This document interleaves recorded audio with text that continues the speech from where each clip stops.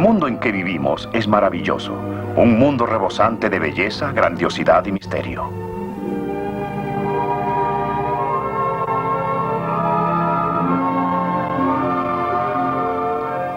Sí, es un mundo maravilloso, pero quizás lo más maravilloso de todo sea el hombre mismo. Su cuerpo es un prodigio de eficiencia mecánica y adaptabilidad.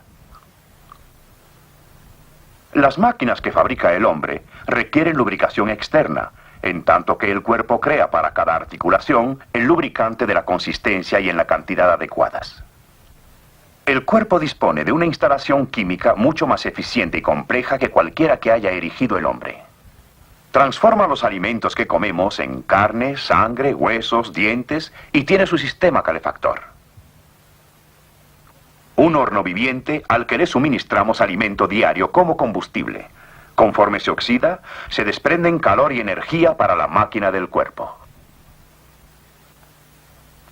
Un termostato automático regula nuestros sistemas de calefacción y refrigeración, manteniendo nuestro cuerpo a la temperatura normal de 37 grados centígrados, excepto cuando se requiere una mayor para combatir una enfermedad. Más pasmoso todavía es el ojo humano. La cámara es el dispositivo mecánico que más se asemeja al ojo en muchos aspectos. Cualquier cámara, así sea una tan diminuta que quepa en el bolsillo, o una gigantesca como la que se usa para fotografiar el lanzamiento de un vehículo espacial, tiene una lente similar en diseño y funcionamiento al cristalino del ojo humano. Cuando una lente se afoca sobre un objeto a una distancia dada y esa distancia se cambia, el objeto se vuelve borroso y la lente debe volverse a afocar a la nueva distancia. En la cámara, este afoque debe hacerse manualmente. Pero en el ojo es automático. Potentes músculos cambian el foco miles de veces al día sin que lo pensemos siquiera. Pero las fotografías que nos da el ojo no están en blanco y negro, sino a colores. Y no son fijas, sino que se mueven. Y tampoco son mudas, sino sonoras.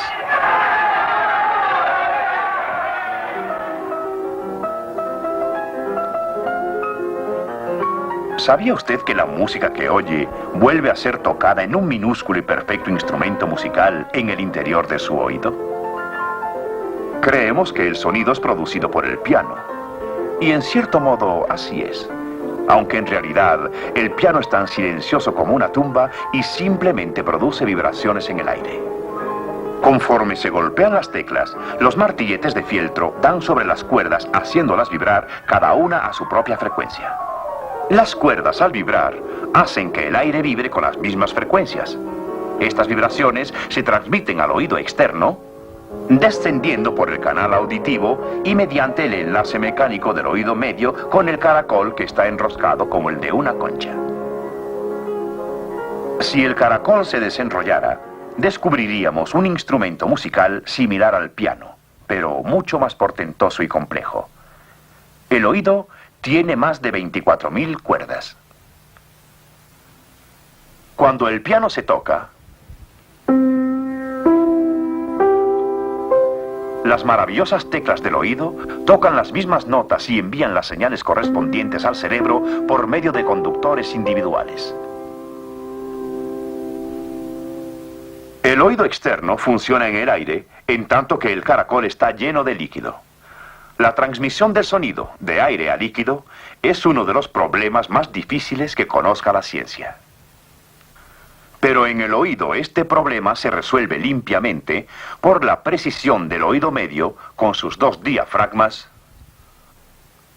y los 3 huesecitos de conexión con un sistema de palancas absolutamente exacto.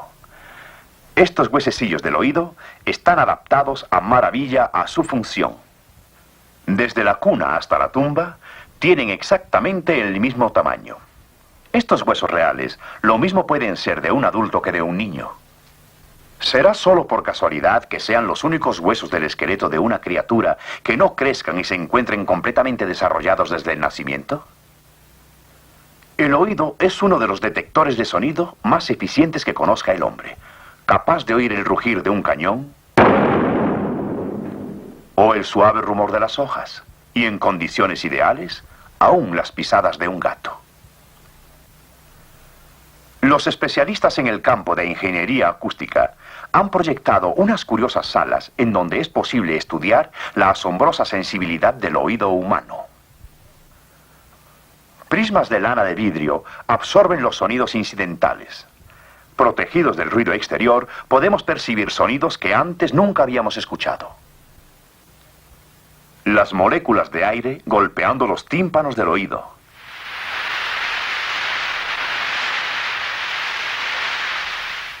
El corazón latiendo contra las costillas. ¿Ha visto alguna vez latir un corazón humano viviente? Este maravilloso instrumento bombea 6 litros de sangre a través de cientos de miles de kilómetros de vasos sanguíneos cada minuto. Y en un día bombea la suficiente como para llenar hasta derramarse un enorme camión transportador de gasolina. En el curso de una vida se podría llenar un tren de carros tanque de 80 kilómetros de largo, y el corazón latiría 2.500 millones de veces sin cesar, y sin un solo descanso para reparaciones.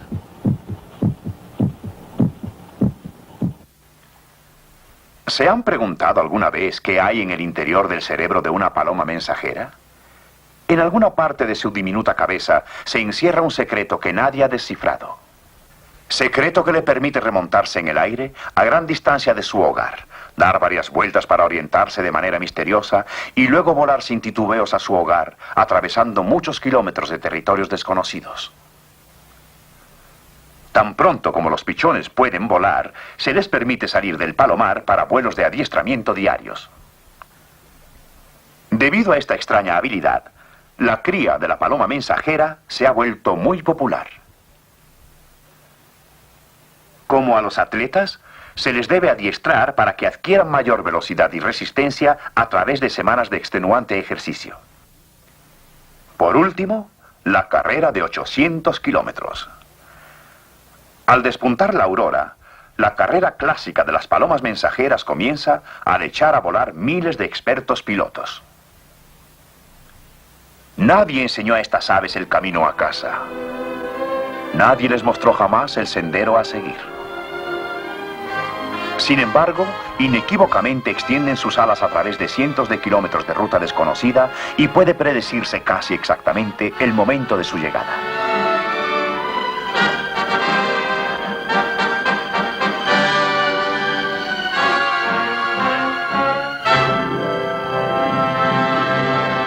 Pero como viajeras, las palomas son insignificantes comparadas con las avefrías doradas del Pacífico. Viven y se reproducen en Siberia Oriental y Alaska, pero invernan en las islas de Hawái. Al finalizar el verano, los adultos emprenden su largo viaje de migración viajando 3.000 kilómetros sobre el mar abierto. Sin detenerse para comer o descansar, vuelan infaliblemente a estas diminutas islitas en la vastedad del Pacífico. Al pichón se le deja en casa, es demasiado joven para el viaje. Pero varias semanas más tarde, tan pronto como puede volar, siente la imperiosa necesidad de emigrar y sale rumbo a una meta que jamás ha visto. Para alcanzarla, deberá volar 3.000 kilómetros de ruta ciega que nunca ha cruzado. Las aves que lo acompañan tampoco pueden guiarlo. Es la primera vez que ellas se dirigen a ese lugar. ¿Qué impulsa al ave fría dorada a emprender un viaje a un lugar que nunca ha visto? Consideren qué sucedería si errara el camino y nunca arribara a esas minúsculas islas. Mantener la ruta de un moderno avión requiere un enjambre de complicados instrumentos, así como toneladas de equipo y un pequeño ejército de hombres sumamente especializados sembrado a lo largo de su ruta.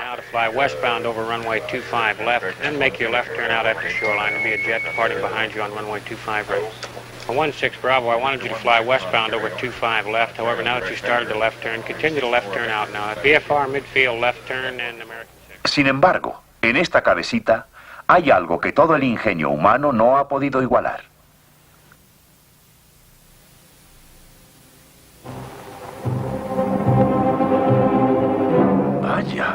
¿Esto qué es?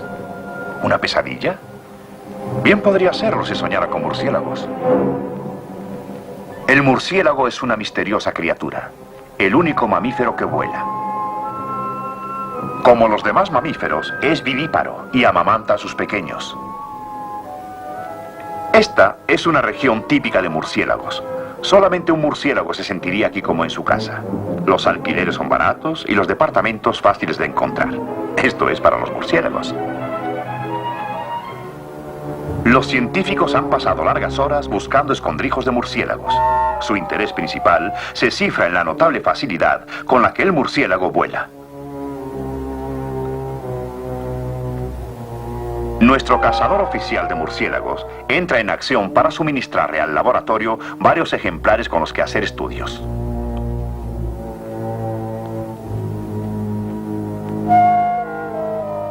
En el Instituto Moody de Ciencia, los murciélagos pronto se habitúan a su nuevo ambiente. Miguelito es un huerfanito que encontramos y pronto se convirtió en el consentido del laboratorio. Tenía ideas muy definidas acerca de los alimentos. Aún el biberón de una muñeca no le atraía mucho al principio. Pero Miguelito no tardó mucho en sentirse encantado con su botella. En unos cuantos días se habían vuelto inseparables. Pero la vida no son nada más biberones en un laboratorio científico. Hay mucho que hacer, aún para los murciélagos. Estos murciélagos nunca hicieron el servicio militar, pero saben muy bien lo que es una carrera de obstáculos.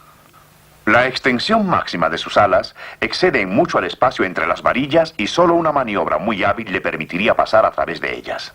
Al soltar al murciélago, hacemos la cruz y esperamos que siga las instrucciones.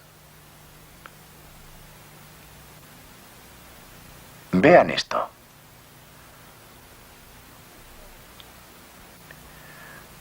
Los murciélagos no son ciegos. Tienen ojos y pueden ver. Pero en su capacidad visual no reside la clave de su habilidad para evitar obstáculos. Para demostrarlo, lo vendaremos y someteremos a otra prueba.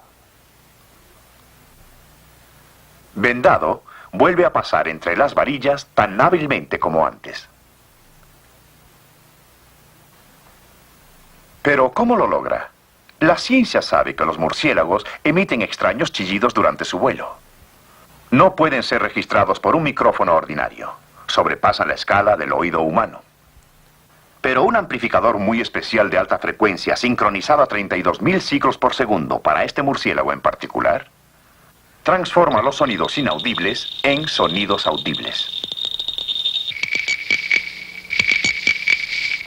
Los oídos del murciélago son extremadamente sensibles a los sonidos ultraagudos. Y entonces surgió la pregunta: ¿los sonidos que emite el murciélago pueden guiarlo en su vuelo?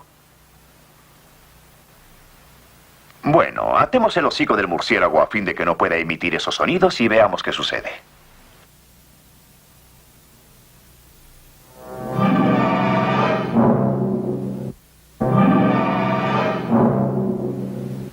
La ciencia ha demostrado irrefutablemente que los murciélagos se guían durante su vuelo por los ecos de sus chillidos, y eso es en realidad una especie de radar. El radar fabricado por el hombre requiere toneladas de equipo y varias personas para manejarlo, mientras que el murciélago lleva su portentoso radar en su diminuta cabeza. Radar que lo conduce a salvo a través de la absoluta oscuridad de las cavernas, que lo protege de chocar con obstáculos que no ve, o con miles de otros murciélagos que vuelan en la misma oscuridad. ¿De dónde consiguió el murciélago equipo tan fabuloso?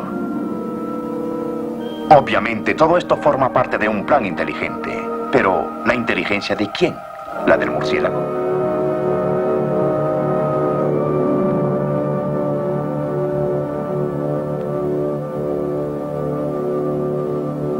Si visitamos las playas del sur de California, ciertas tardes de primavera y verano, las encontraremos atestadas de fogatas. Pero las personas que las rodean no han venido precisamente a descansar. Aunque ustedes no lo crean, vienen a pescar. Pero ahí viene alguien gritando: ¡El gruñón! ¡Vengan! ¡Vengan!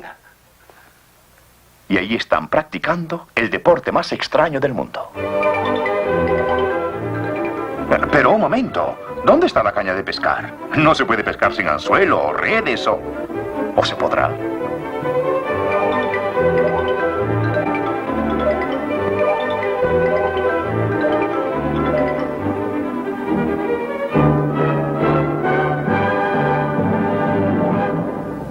¿Peces fuera del agua? Sí. Y estos peces no han sido arrojados por la marea accidentalmente. Deliberadamente salen del agua a desovar en la playa. Es el único pez en el mundo que incuba en tierra. Peces incubando en tierra. Uno de los fenómenos biológicos más raros. Un espectáculo único que solo se contempla en unas cuantas playas del sur de California.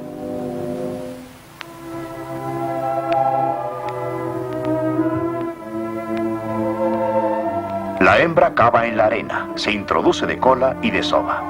Una vez que han sido fertilizados, empieza una desesperada lucha por la existencia. Si pierde la próxima ola, tendrá pocas esperanzas de sobrevivir.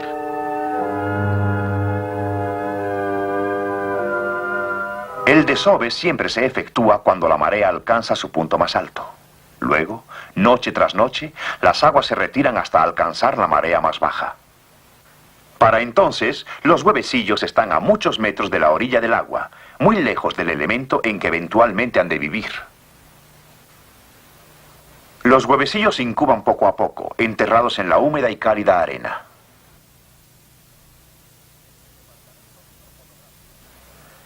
En el departamento microfotográfico del laboratorio, se sigue bajo el microscopio el desarrollo embrionario que normalmente ocurre bajo la arena. Estos huevecillos fueron fertilizados hace solo unos segundos. Ahora vamos a preparar uno para su observación.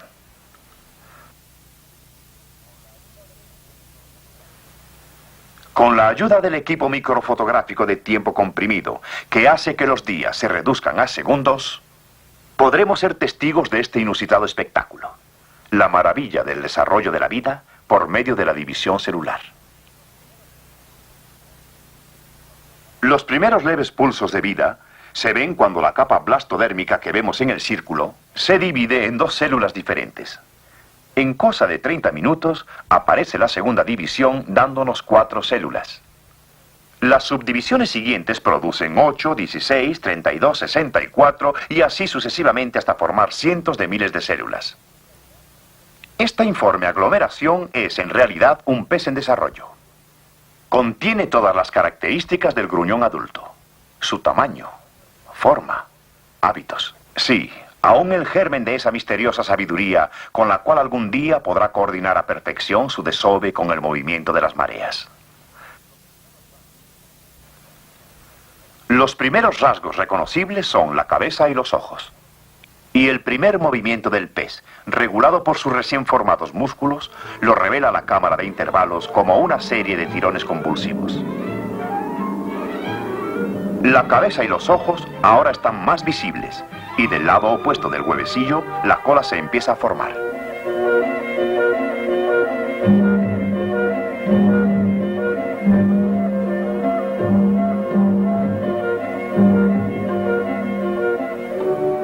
En esta etapa de su desarrollo, el pez embrionario tiene 4 días. La cabeza y los ojos ya están bien formados y se puede ver el sencillo corazón que ya empieza a trabajar.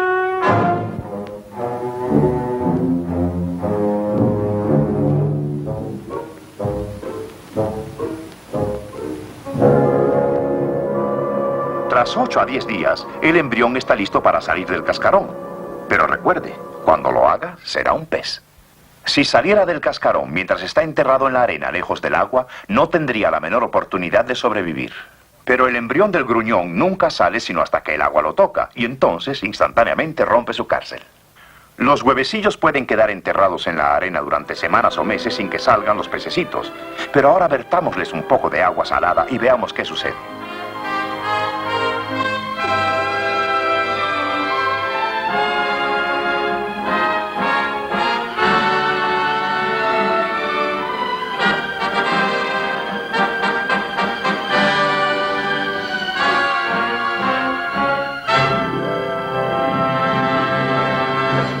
Este misterioso fenómeno de incubación está definitivamente relacionado con el movimiento de las mareas, al igual que el desove.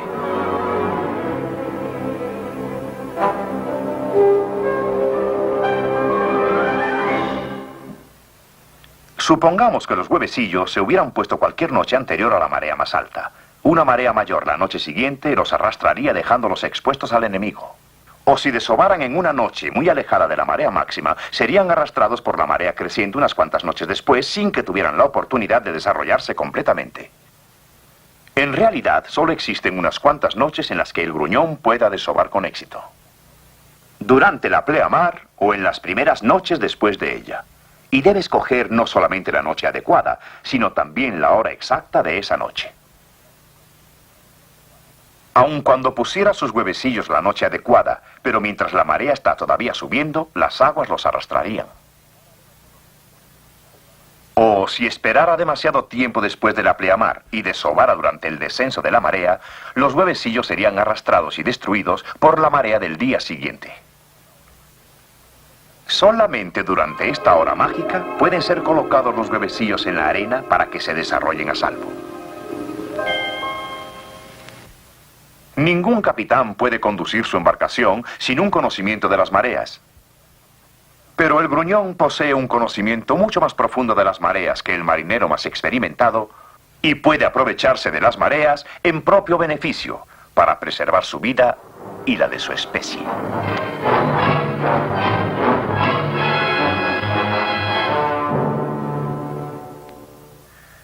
¿Recuerda usted ese primer jardín que tuvo cuando era niño? Plantaba las semillas y las cubría tan solícitamente. Esperaba quizá que las plantas brotaran de su jardín así. Pero quién sabe por qué no ocurrió de esta manera. Mientras esperaba se preguntaba, ¿habré plantado las semillas al revés? Bueno, ¿será que hay diferencia entre las extremidades de una semilla? Al abrir la semilla de una leguminosa, nos encontramos con que la raíz embriónica apunta en una dirección definida. Esto determina la dirección del crecimiento inicial. Entonces, sí es posible sembrar una semilla hacia abajo.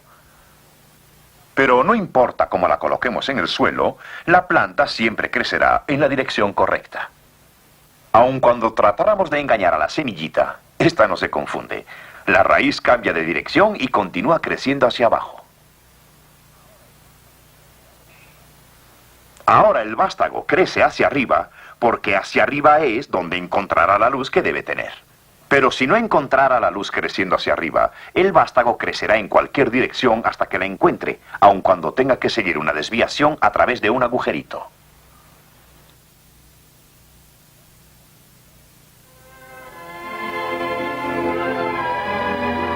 ¿Se han puesto a considerar alguna vez las fuerzas que intervienen en un solo árbol? Este árbol probablemente cuenta con más años de vida que ninguna otra cosa viviente. Casi tenía 2000 años cuando Cristo nació. Durante 3800 años, este árbol ha estado subiendo por lo menos 10 toneladas de agua al día hasta la copa, lo que representa un trabajo equivalente a más de 1.300.000 millones de kilogramos. Es evidente que hay un poder infinito detrás del misterio de la vida, pero ¿es esta una fuerza ciega, impersonal, desprovista de inteligencia?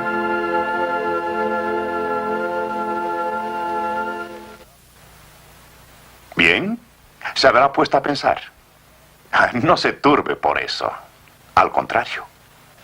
De vez en cuando es bueno ponerse a pensar, ¿de dónde vine? ¿Por qué estoy aquí? Cuando muera, ¿para dónde iré? Hablando sobre nuestro origen, sin duda se habrá formado opinión de su procedencia. Ahora me permitirá que suponga que usted nunca ha visto ni oído hablar de un reloj. Y una vez se encuentra de pronto uno. Le intriga su apariencia y el extraño sonido que esto produce. Si usted es curioso como la mayoría, le quitará la tapa posterior para ver qué es lo que hace tic-tac. Estará todavía más intrigado con la intrincada complejidad del mecanismo.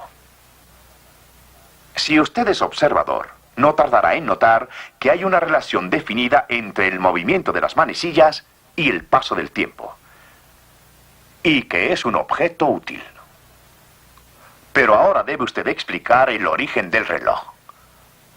Podría lanzar la teoría de que el reloj se apareció especialmente si tratara de convencerse que no tiene dueño.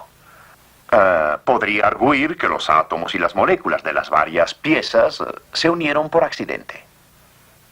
Pero la más elemental lógica indicaría que una persona fabricó esas piezas y las ensambló con un cierto propósito. ¿Y qué hay del ojo con su enfoque automático? ¿O de ese minúsculo instrumento musical en el interior del oído? ¿O del corazón con su inagotable capacidad de trabajo? ¿O del murciélago con su mágico radar? ¿Será acaso el producto de la aventura ciega? ¿Sabe? Cuando se ha reflexionado a fondo, solo dos partidos hay. O es el producto de un accidente o es el resultado de un plan. Pueden cogerse de hombros y decir, bueno, no es más que asunto de opinión personal y eso es todo. Tiene libertad de pensarlo, pero este asunto repercutirá definitivamente en su vida y determinará sus ideas y su actuación. Porque si después de todo el hombre es un accidente, no tendrá más responsabilidad que la que él mismo desee imponerse sobre su propia vida. Nadie le dictará más ley que la de su conveniencia y deseo. No habrá en esencia mal ni bien. Y cuando el mundo vive de acuerdo con esta filosofía, el resultado es el caos. Pero si por otro lado existe un plan, existe quien lo planeó. Si un diseño, entonces un diseñador. Es decir, hay un Dios. Creer en Dios no es nada difícil. Es lo más simple y más lógico que haya en el mundo. Sí, ya sé. Muchas personas están confusas por la multitud de argumentos contradictorios. Son las que complican la vida. Para algunas personas el problema se complica cuando piensan quién va a reclamar el reloj. En otras palabras, creer en Dios implica responsabilidad. Y ellos no quieren la responsabilidad. Nadie les puede decir sobre lo que esté bien o mal, ni cómo vivir o actuar, ni aun el Dios que les brindó la vida. Pero cuando hay tantas personas que viven en el mundo actual y actúan tal y como si no existiera Dios, no hay que asombrarse de lo que pasa. No vemos sino el resultado de la falta de fe en el mundo actual y no parece aventurado afirmar que la única esperanza para el mundo en conjunto o para usted en particular sea la fe en Dios. Y no solo afirmar que existe un supremo ser o fuerza creadora, mas confiar en un Dios personal que le amó tanto que proporcionó su salvación. Porque de tal manera amó Dios al mundo, que ha dado a su Hijo unigénito para que todo aquel que en Él cree no se pierda, mas tenga vida eterna.